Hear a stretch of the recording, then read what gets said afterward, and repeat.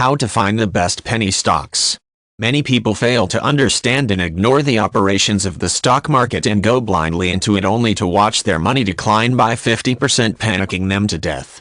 Nice advice is never stop strolling to all investors, like warning people against speculating in the stock market or never ever to invest in a company they know little about.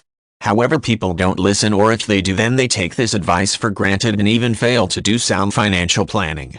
This is extremely dangerous, and it is like throwing a whole bank account you have really worked for into the fire and watch it burning. It is important to take note that when you buy a company's shares, you become a part owner. As a part owner, you are then entitled to a proportionate share of its profits and also to participate in its management by voting during shareholders' meetings. On the other hand, if the company makes losses, you lose too, because you do not receive dividends and the value of your stocks decreases. In extreme cases, you could lose your entire investment if the company collapses. In the long run, stocks of well-managed companies often deliver high returns compared to other investments. However, stocks are volatile and their prices swing dramatically up and down without notice, which means there could be long periods of depressed prices, as you know that higher returns go hand in hand with higher risks. How can this risk be reduced? You need to make competent stock selection, cost averaging, that is purchasing a fixed amount of money worth of stock periodically over the years, and by diversifying holdings by buying stocks of companies in different sectors of the economy. Since stocks can be bought in small tons of a high long-term return and are liquid, they can be ideal investment vehicles for individuals who need to invest a little money at a time to fund a major long-term goal.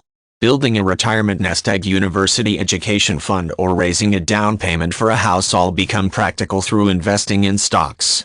However, in order to succeed, you should invest in a company only after you have a thorough analysis of its suitability as an investment.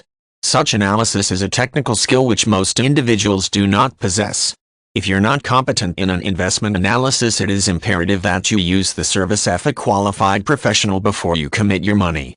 You should also remember that stocks are long-term investments, so you must not commit money you plan to use in the next 5 years or more. In addition, you must be prepared for volatility, since the price will fluctuate over time. Investing in itself is not a goal, rather it is a means to achieve your financial goals. Those who want to speculate should do so with funds they can afford to lose. However, one cannot base their financial life on speculation. It is not dependable. Whenever you invest, your aim should be to move your financial agenda ahead, and the easiest way to measure such progress is by checking your net worth changes. All is not lost if you don't have the skills to select stocks yourself or the resources to attract professional asset management services.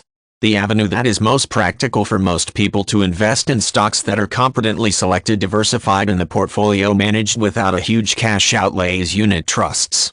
Do not move by the wind. Consult a competent financial advisor that you can trust to put your interests before their own and to point you in the right direction towards a better financial future.